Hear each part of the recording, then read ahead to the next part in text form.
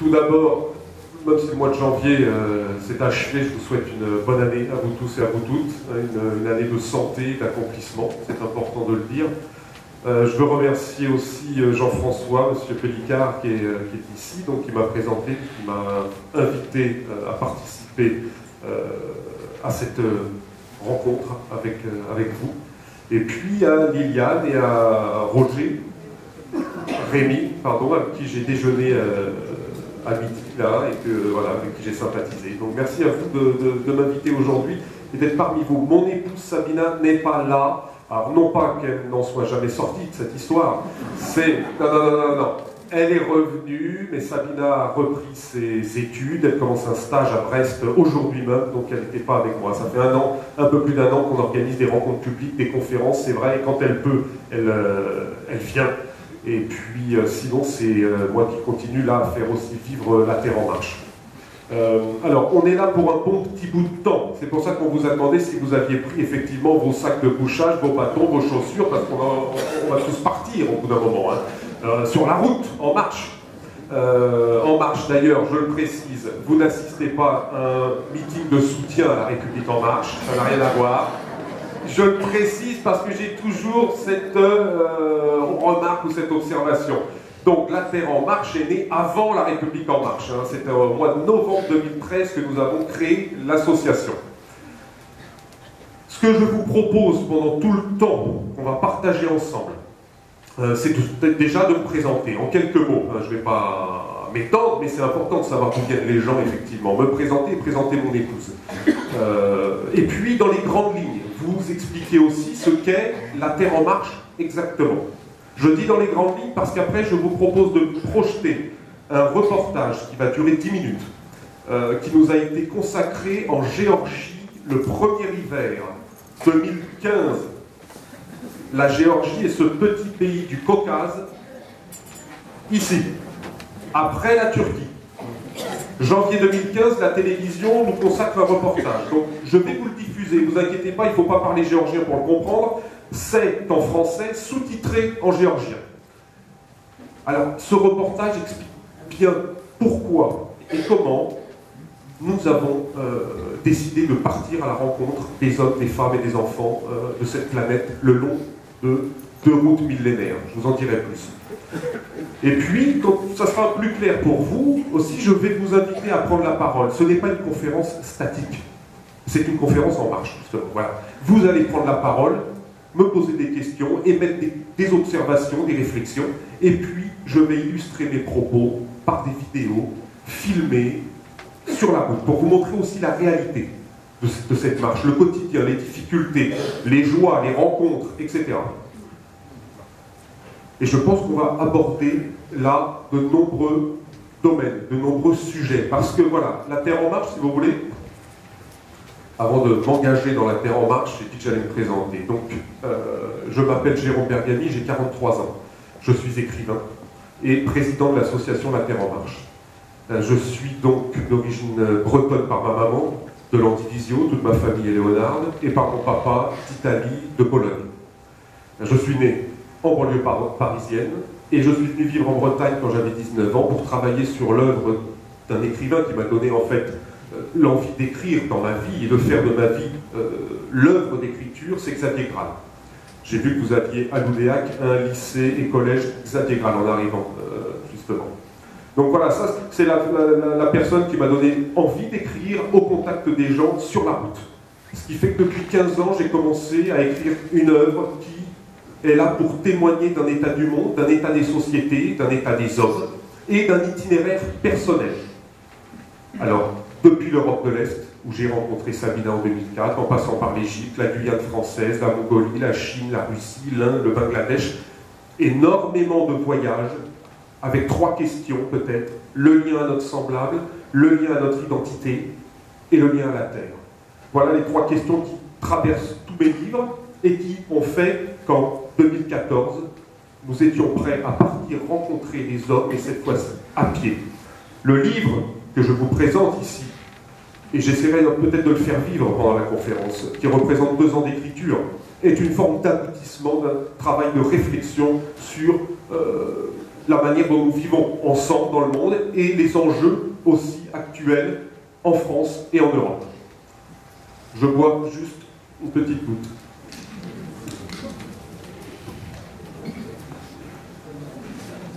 Ensuite, Sabina, mon épouse. Elle a 38 ans. Elle est traductrice de formation. Vous allez la voir, on va la faire vivre pendant la conférence. Elle est traductrice de formation. Elle est native de Transylvanie, en Roumanie. Alors c'est ici.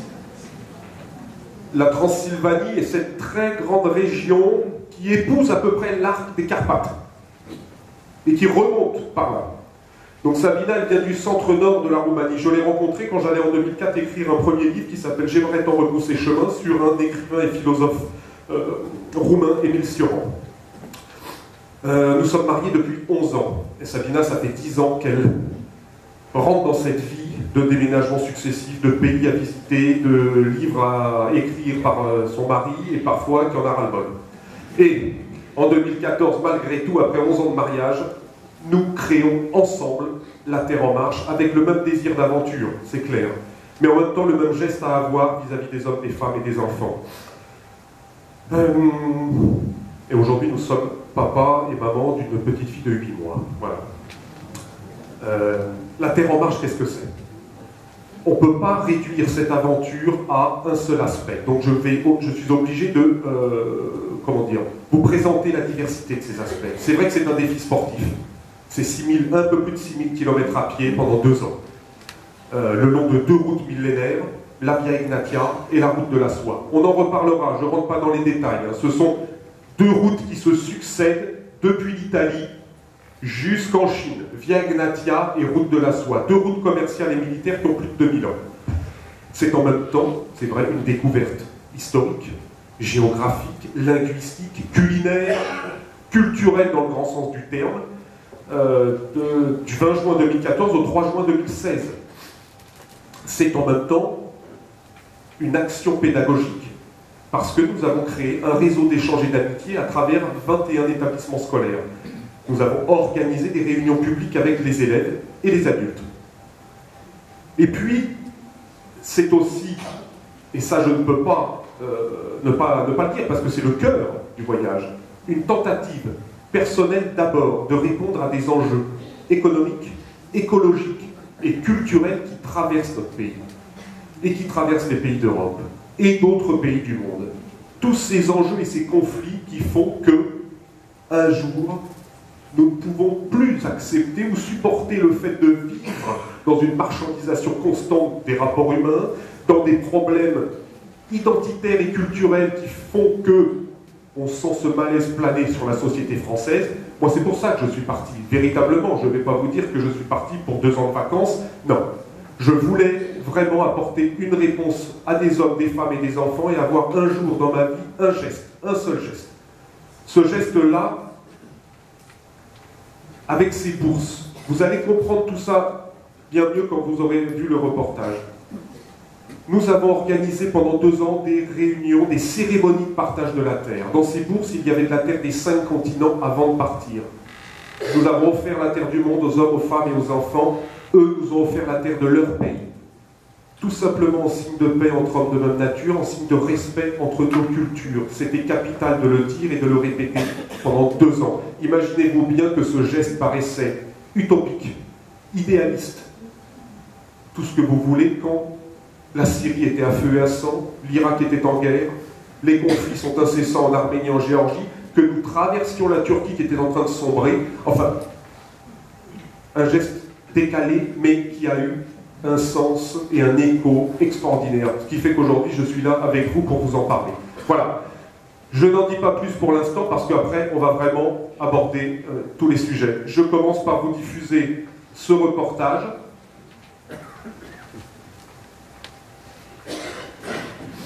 Janvier 2015, donc les chiffres qui sont annoncés en termes de kilomètres par exemple, hein, c'est pas 6000, vous allez voir c'est 2000 km, et vous allez découvrir un très bel alphabet qui est l'alphabet géorgien, qui date du 4e siècle après Jésus-Christ et qui est en grande forme.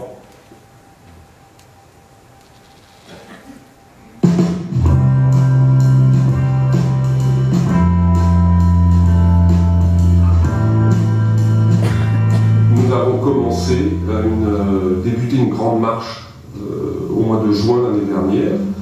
Nous sommes partis de Venise, de la ville de Venise, à pied, pour rejoindre la Chine. Donc c'est une grande marche qui doit durer 2 ans environ. Nous avons créé notre association l'année dernière en France. Cette association s'appelle La Terre en Marche. En géorgien, qu'est-ce que c'est? Nous sommes partis avec de la terre du monde entier, de la terre des 5 continents, et nous allons de pays en pays, d'école en école, partager cette terre contre la terre de chaque pays. On va procéder à l'échange maintenant de la terre géorgienne avec la terre du monde entier.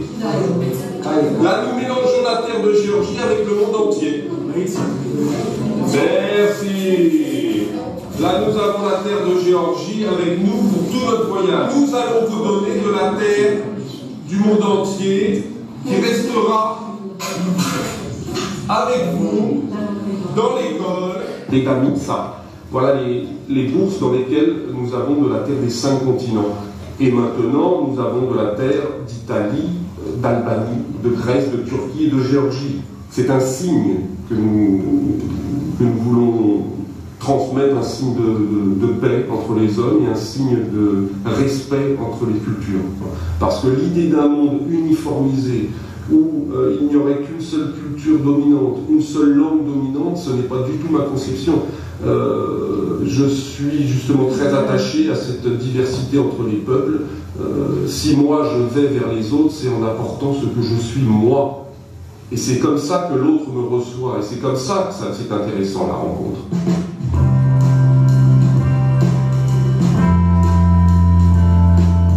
L'idée de partir 2 ans à pied n'est pas venue subitement. C'est le résultat d'un long mûrissement qui s'est fait. Un sentiment d'insatisfaction, de voir la société, comment elle fonctionne, un sentiment de colère presque. Et l'envie de rappeler aux hommes l'importance de la rencontre, l'importance du partage. Ça c'est essentiel parce que dans le monde d'aujourd'hui, tout le monde a peur. Et je pense que les gens ont oublié l'approche humaine. Ils ont oublié ce que c'est vraiment l'ouverture vers l'autre. La preuve qu'on passe tout par Internet aujourd'hui. On a oublié d'être amis. Vraiment, nous rencontrons un groupe entre amis, on est devant les ordinateurs, devant les téléphones.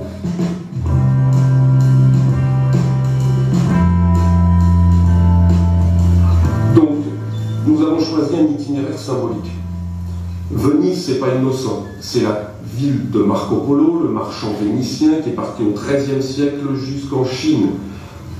C'est le symbole marchand qui nous intéressait. Et nous avons décidé de suivre les 2 plus anciennes routes commerciales organisées au monde. La Via Egnatia, qui relie Durrës en Albanie jusqu'à Istanbul, jusqu'à Constantinople. Et la route de la soie, de Constantinople jusqu'en Chine. Par notre action, nous voulons transformer symboliquement l'axe marchand en axe de partage. Voilà donc le sens de cet itinéraire. Donc on a traversé 4 pays, nous avons fait 2000 km à pied jusqu'à maintenant. Pas un seul moyen de transport, en marchant presque tous les jours. Notre idée c'est d'aller demander logement, ou alors en tout cas un endroit dans le jardin ou dans les parcs. Nous avons notre tente et pour effectivement être le plus proche des gens.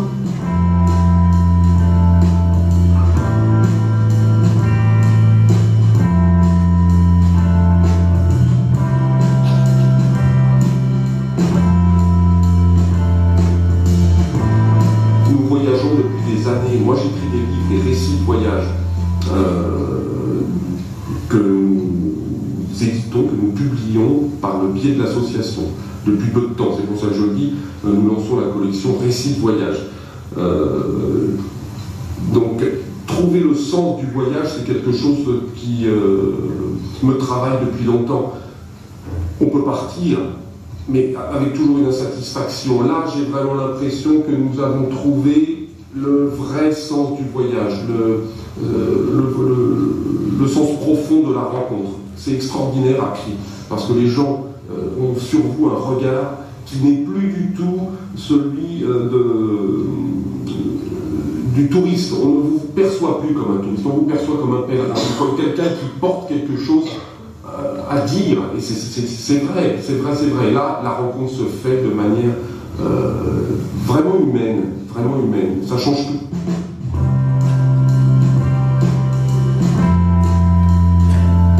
Et nous avons un projet qui est vraiment lié à l'association, qui est un projet presque éducatif. C'est-à-dire que dans chaque pays, nous nous arrêtons dans une école, s'adresser particulièrement aux enfants, pas seulement aux enfants, mais avant tout aux enfants. On essaye de les sensibiliser à travers ce geste à différents domaines. On leur parle d'écologie, bien sûr. La terre est ce symbole, la terre est celle qui nous nourrit tous. On est en train d'assassiner notre planète, on leur rappelle l'importance de la terre-mère. Il y a cet aspect écologique qui est très fort. Mais pas seulement, il y a vraiment l'aspect symbolique qui est celui du respect entre les cultures. Il y a un aspect également presque spirituel, notre rapport à la terre-mère. Comment aimer de nouveau notre planète, quel lien retisser avec elle, pour avoir envie de la protéger. Moi, ce que je dis aux enfants, ce que je voudrais faire passer à chaque fois auprès des enfants, c'est aussi justement ne pas avoir peur, le goût du voyage, le goût de la rencontre, le goût de la découverte de sa planète.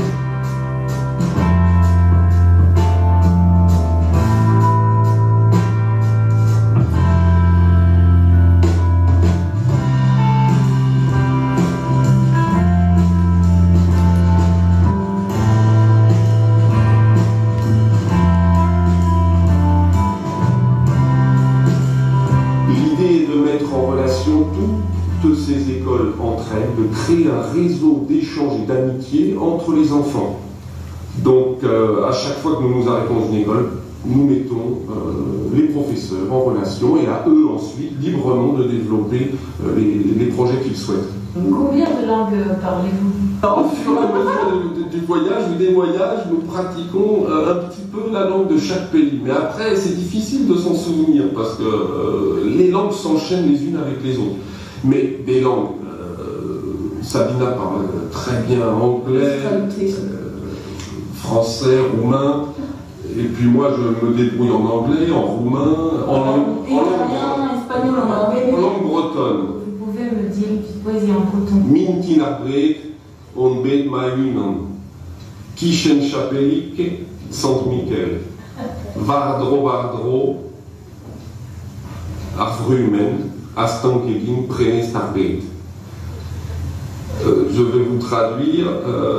Ce matin, je suis allé seul près de la chapelle Saint-Michel. C'est un endroit qu'en Bretagne on aime beaucoup. C'est un endroit presque sacré, en haut des montagnes, des basses montagnes, mais on les appelle les montagnes. Et tout autour de moi, la brume formait comme une fenêtre sur le monde. Voilà, je vais couper maintenant, vous inquiétez pas, c'est normal, je coupe. Voilà, il restait 3 minutes de ce reportage, mais ce ne sont pas les 3 minutes les plus intéressantes. Je vais remettre l'itinéraire pour bien que vous l'ayez en tête. Voilà. Je vais peut-être aussi faire circuler justement cet itinéraire dans le public. Ça vous donnera peut-être une idée un peu plus claire. Tenez, madame. Voilà. Donc, je reviens, avant d'avoir ce dialogue avec vous, je reviens simplement sur ces bourses en cuir que vous voyez. Ça a vraiment été le moteur de notre marche. Je vous l'ai dit, des amis nous ont envoyé un peu de terre d'Afrique, d'Amérique, d'Europe, d'Australie et d'Asie avant notre départ pour représenter le monde entier. Et voilà le geste que nous avons eu. Je t'offre la terre du monde, offre-moi la terre de ton pays. Le long de 2 routes millénaire qui existe toujours, qu'on n'emprunte plus à pied, forcément. La Via Egnatia, qui date de l'Empire romain, qui partait d'Italie, soit, ça grésille un peu, soit par voie de mer, soit par voie de terre, et qui rejoignait Istanbul. Une route commerciale et militaire.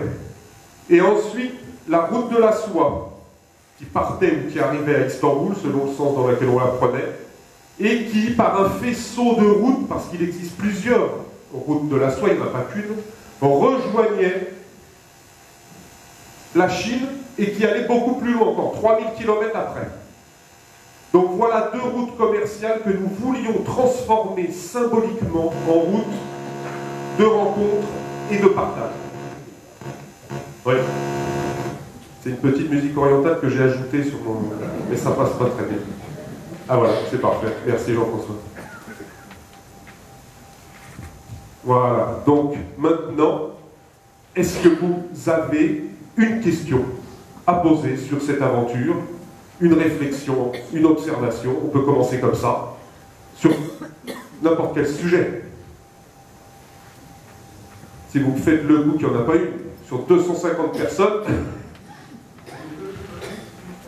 Alors, monsieur me demande si nous n'avons jamais eu peur. Alors, la peur, elle a troué. Est-ce qu'on a eu peur? Est-ce qu'on a eu la trouée? C'est arrivé, bien sûr. Mais ce n'est pas arrivé avec les hommes. C'est ça qui est formidable. C'est-à-dire que nous n'avons jamais été agressés, nous n'avons jamais été volés, détroussés, tout ce que vous voulez. Nous avons eu peur, mais alors là, il faut que je vous en parle, même s'il y a des gens ici qui souhaitent partir, à pied peut-être, hein, il faut savoir que les chiens sont partout, et la grande peur que nous avons eue, en fait, ce sont les attaques de chiens. Alors vous posez une question, je ne peux pas démarrer par illustrer par une vidéo, je n'ai pas filmé d'attaque de chiens, hélas. Mais nous avons été en Turquie, toute la Turquie, et la Grèce, attaqués par des chiens quotidiennement. Quotidiennement, soit des chiens sauvages, soit des chiens de berger, soit des chiens de ferme. Il y en a partout. Donc, aux abords des villes, à l'entrée, à la sortie, dans ces zones industrielles un peu abandonnées, voilà. Et ça, c'était devenu obsessionnel, d'où ces bâtons que vous voyez. Ces bâtons, je vous les ai apportés parce que ils nous ont suivis comme notre ombre, et ça, ils sont devenus des complices de notre aventure. On était partis naïvement sans bâtons. On a traversé une partie de l'Italie, ma foi, c'était tranquille, hein, la Riviera italienne, il n'y a que des gens sur des transats qui font bronzette, des Russes, des Anglais, d'ailleurs il n'y a pas d'Italiens. Ensuite, nous avons traversé l'Albanie, et moi j'étais allé en Albanie en 2005 déjà, et j'avais un très bon souvenir de ce pays, je m'étais dit à pied ça va être génial, allons-y, traversons l'Albanie. Pas d'attaque de chiens, rien, et en Grèce ça a commencé à se gâter. Dans le nord de la Grèce, la Macédoine. Et puis en Turquie, ça n'a fait qu'empirer en fait. Peut-être que vous avez lu un livre de Bernard Olivier, La Longue Marche. Et je ne voulais pas le lire d'ailleurs avant de partir parce qu'il parle de la Turquie, des attaques de chiens. Et ça se vérifie. Ça a été vraiment très très difficile. Je m'étais jamais battu contre des chiens en fait. Mais là, on a dû effectivement se défendre, vraiment. Par contre, l'espoir qu'il y a, c'est qu'on n'a pas été attaqué par des hommes.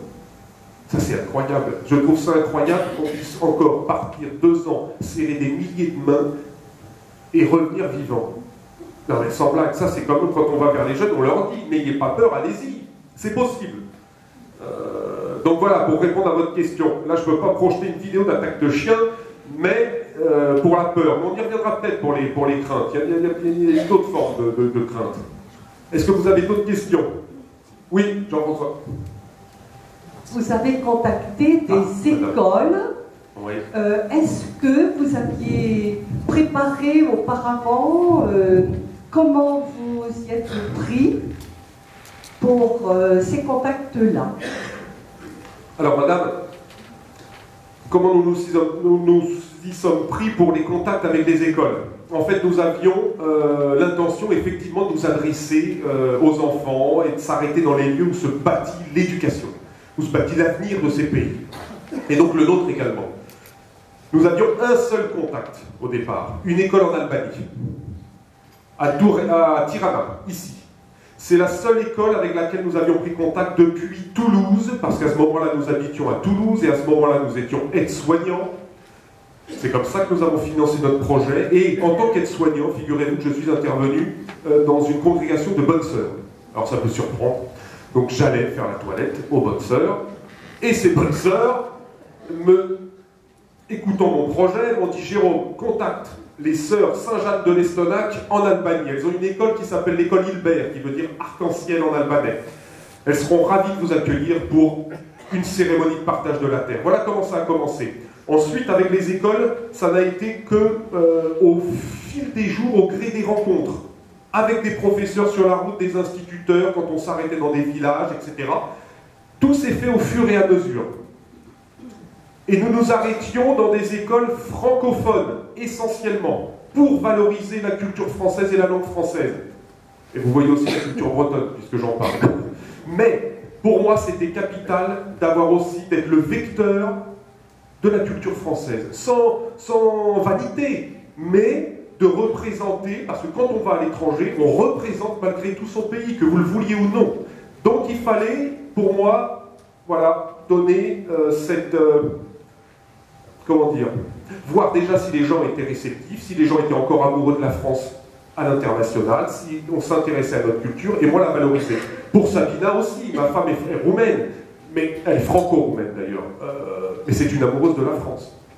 Pour elle, elle était vraiment ravie de partager sa culture française aussi, et la culture roumaine en même temps, parce que vous allez voir que tout le bassin de la mer Noire ici a des points communs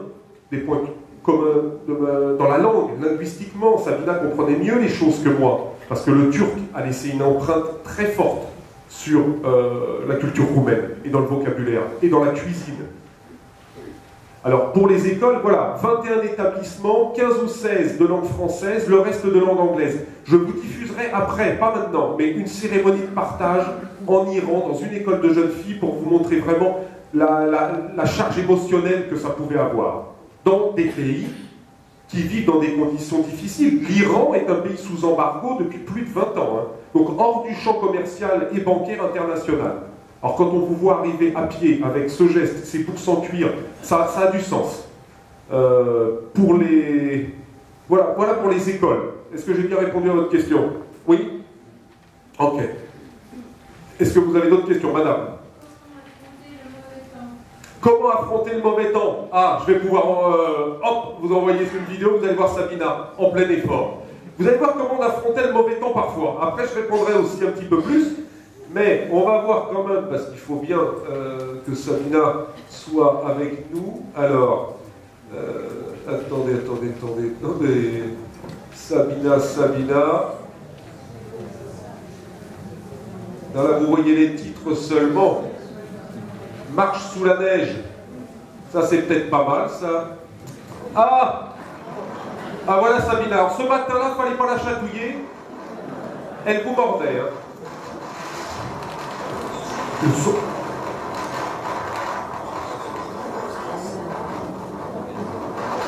Vous entendez?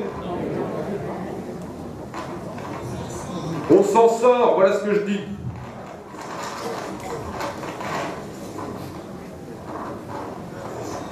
Il a neigé cette nuit. Alors là, aucune envie de se lever un matin pareil, c'est sûr. D'ailleurs, les gens ne comprenaient pas pourquoi on marchait et pourquoi on ne restait pas dans le village où on avait dormi. Alors, on essaye de rejoindre la ville de Yozgat. Je vous montrerai où ça se trouve. C'est pas la joie, c'est ce que je dis.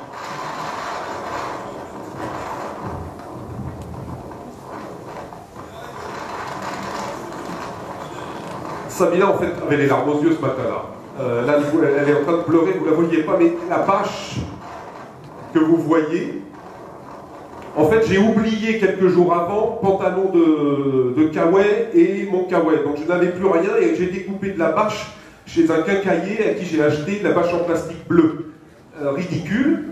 Et voilà. Alors, le climat, le temps. Vous voyez, mais en arrivant tout à l'heure sur l'Oudéac, là, c'était comme ça. Hein. Avant, à Carhaix, vers Carhaix, j'ai traversé ça m'a rappelé l'Anatolie centrale. Je me suis dit, vache, on marchait par ce temps-là. Oui.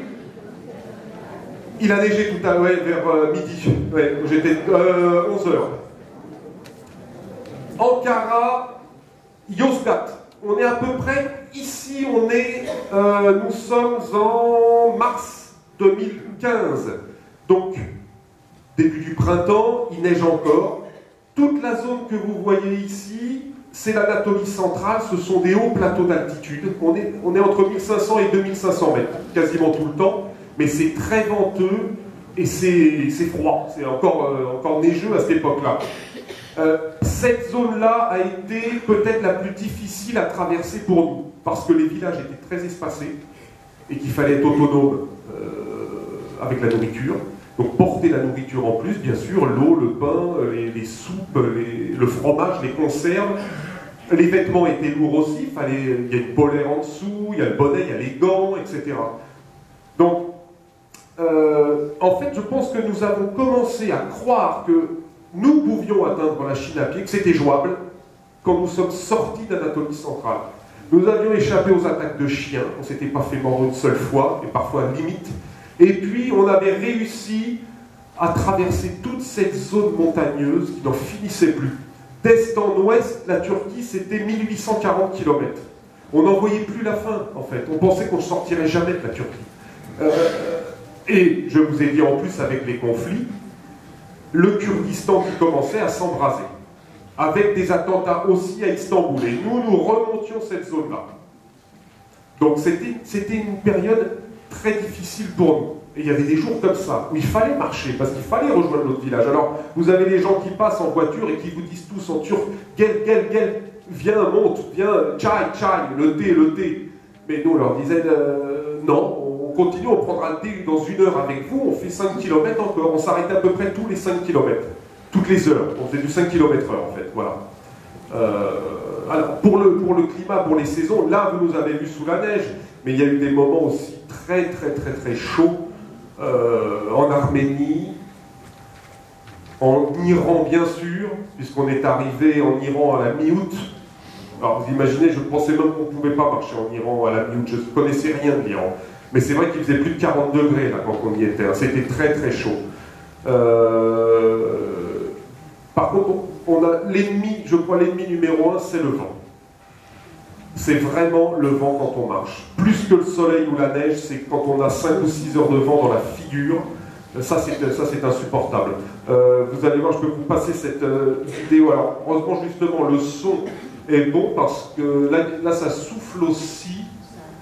Ça, cette fois-ci, c'est plutôt moi qui suis ascension grand vent. Alors, toujours en Turquie, il faut rejoindre absolument la Sabine altitude tellement il y a de vent. C'est le premier col qu'on devait franchir en Turquie. Toujours avec cette page bleue qui ne me sert à rien. Et l'objectif, c'est d'atteindre la maison que vous voyez au fond, qui est une maison d'ouvriers, pour pouvoir y dormir, demander une douche et un lit.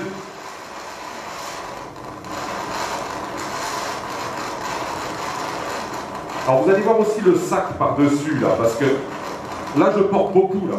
Trop.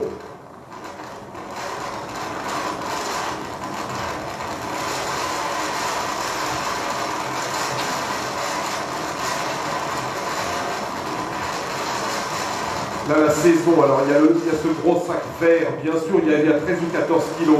Devant, vous voyez, enfin, je ne suis pas enceinte, hein, j'ai un sac de 3 kilos. Dedans, il y a de la nourriture, il y a le réchaud à compression d'essence. Là, on était cuit, hein, parce qu'avant, il y a presque 20 km de montée. Hein. La pompe que vous voyez, c'est l'eau. Essayez d'avoir toujours 1,5 litre avec vous, c'est pas toujours facile, mais bon. Alors vous allez voir, on n'est pas très haut. C'est 2190 le col. Mais ça souffle pendant 3 jours, comme ça, en pleine figure.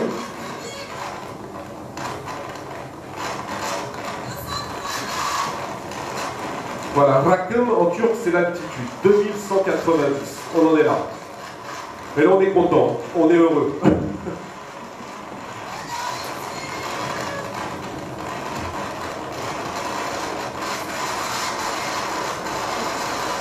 Alors ce soir-là, nous allons dormir effectivement dans la maison, au fond, que vous avez vue, là, la maison des ouvriers. Des ouvriers à qui on va devoir expliquer pourquoi on est là. Qu'est-ce qu'on fait? Parce qu'ils nous arrivent, ils nous voient arriver, mais comme des hallucinés, donc ils se demandent pourquoi vous êtes sur la route, pourquoi... Et là, on leur raconte, vraiment, en turc. En turc. C'est ça aussi la beauté de cet itinéraire-là, c'est quand on voyage comme ça, c'est d'apprendre toutes les langues. Parce que dans toutes les langues, vous abordez l'histoire des gens, vous abordez l'histoire des pays, et puis vous créez un lien tellement plus amical tout de suite. Donc ça, on se faisait un point d'honneur aussi à apprendre la langue de tous les pays traversés. Alors parfois, on n'avait pas beaucoup de temps. L'Arménie, ici, en 3 semaines, s'imprégner d'arménien, c'est pas facile. C'est une langue qui est assez difficile d'ailleurs. Mais la Turquie, là, on avait eu le temps. Presque 4 mois à pied pour traverser la Turquie. Donc on était capable vraiment d'expliquer ce qu'on faisait, qui on était en turc. Il y a d'autres pays, je vous en parlerai après. Il y a le russe aussi. Il y a 2 langues qu'on a vraiment bien pratiquées, c'est le turc et le russe. Voilà, parce que le russe, on a pris des leçons le 2e hiver à Bishkek, ici, la capitale du Kyrgyzstan, et on a pu parler en russe avec les gens au Tadjikistan et au Kyrgyzstan quand on y retournait, parce que c'est la seconde langue du pays, hein. Ce sont d'anciennes républiques soviétiques. Je vais vous montrer, justement, en parlant des langues et des rencontres, avec des bergers. Une parmi des dizaines de rencontres avec des bergers turcs. Et eux veulent savoir ce qu'on fait là. Alors tous les jours, il fallait expliquer, effectivement, pourquoi on était sur la route. Alors, avec les Turcs, là, c'était sympa. Là, il faut mettre un peu plus fort, peut-être. Hein. Vous n'entendez pas? Non, on n'entend pas. Jean-François. Oui, mais si, il faut écouter, même si vous ne comprenez pas, imprégnez-vous de la langue, je vais vous traduire. Il faut écouter un peu, ouais. Attendez, je la reprends.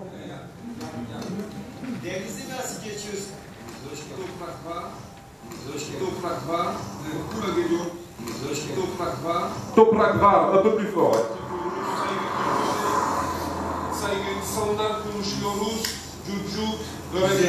Genre, on organise des rencontres avec les gens. Güzel, c'est beau, c'est beau. 7000 km à pied, j'exagère un peu. Il faut impressionner. Belayaya, seulement à pied. Seulement à pied. Deniz, car Deniz, c'est la mer Noire. Yolipekulu, la route de la soie. Alors je lui dis non, maintenant on va en Géorgie et repos. Nous avons des amis. Après, Arménie, Iran. Alors lui veut piquer mon bateau en fait. Il dit hediye, cadeau. Alors je lui dis, il est beau ton bateau, mais moi c'est un cadeau.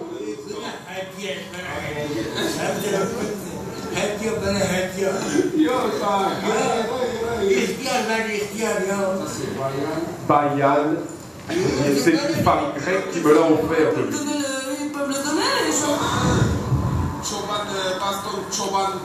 Je suis prêt à vendre celui de ma femme, Sabina, Choban Turk, c'est un bâton de berger. Alors ça c'est marrant, vous allez voir, parce que ces bâtons, ils ont aussi leur histoire. On remet l'itinéraire, voilà.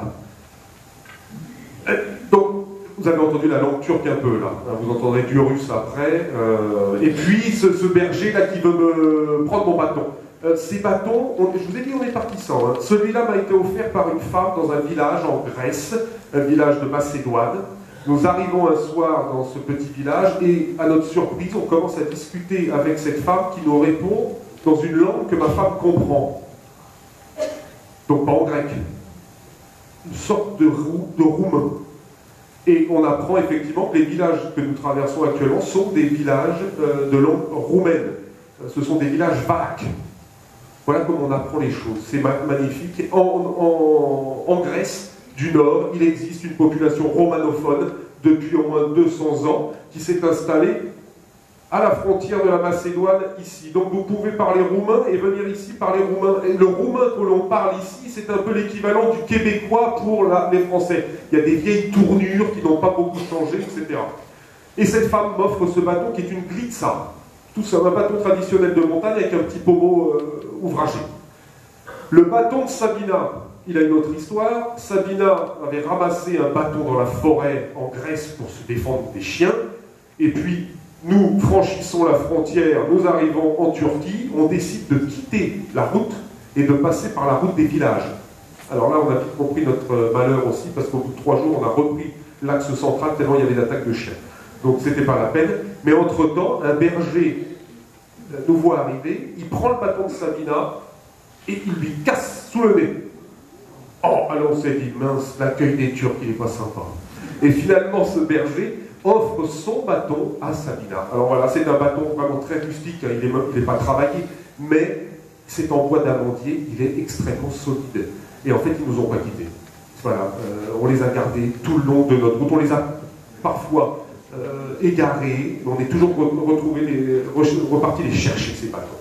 Et celui-là est amusant parce que vous voyez son pommeau ouvragé, et souvent, les gens dans les pays musulmans qu'on traversait le regardaient un peu curieusement. Et moi, je me demandais toujours, je me suis dit, peut-être qu'ils sont en train de penser que je viens évangéliser le pays. Parce qu'on dirait un bâton, on dirait une crosse d'évêque, un peu. Non, mais, et souvent, je voyais, en Iran, par exemple, tout le monde regardait mon bâton comme ça. Et c'était la période des pèlerinages en lieu saint. Et je me disais, ça va être mal pris. Bon, finalement, on n'a jamais eu de réflexion, vraiment. On nous offrait même beaucoup du pain. Les gens nous apportaient du pain sur la route parce qu'ils pensaient que nous étions 2 pèlerins qui nous rendions dans la ville de Mashhad, qui est ici, où repose une figure sainte du chiisme, hein, des musulmans chiites, et nous allions effectivement dans cette direction. Alors on était pris pour de véritables pèlerins musulmans. Voilà. Bon, il faut que je vous demande si vous avez des questions aussi à me poser, parce que sinon, je parle... Oui, madame.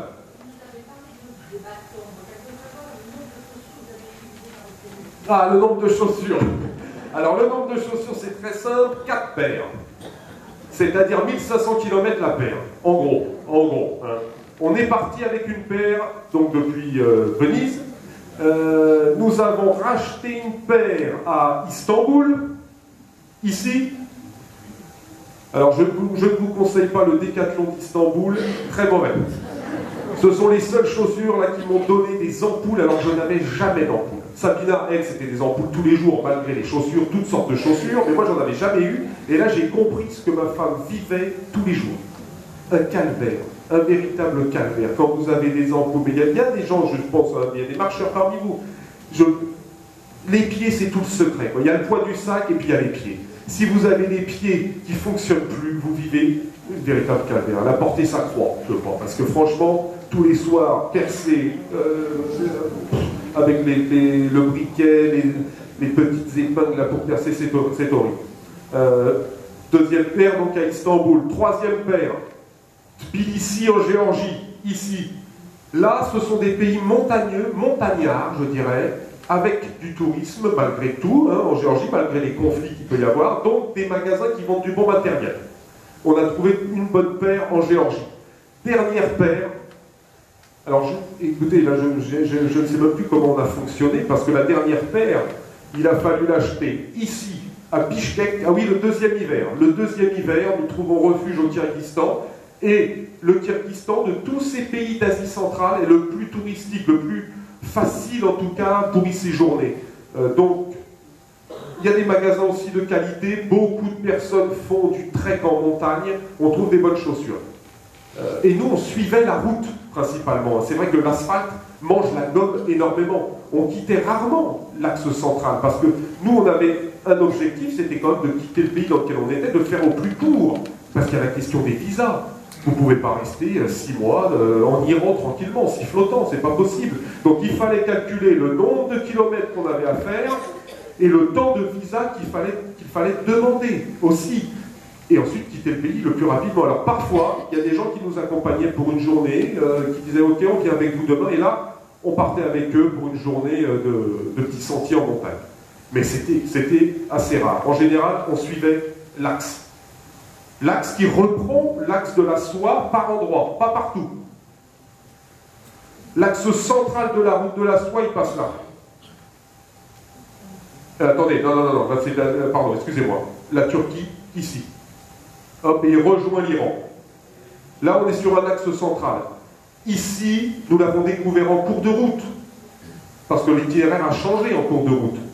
Nous avons emprunté 7 itinéraires par le Caucase, Géorgie, Arménie, et nous sommes sur un axe secondaire de la soie. Il y a vraiment un axe secondaire de la soie. Je crois que j'ai avec moi, attendez, je m'avance peut-être un peu, mais une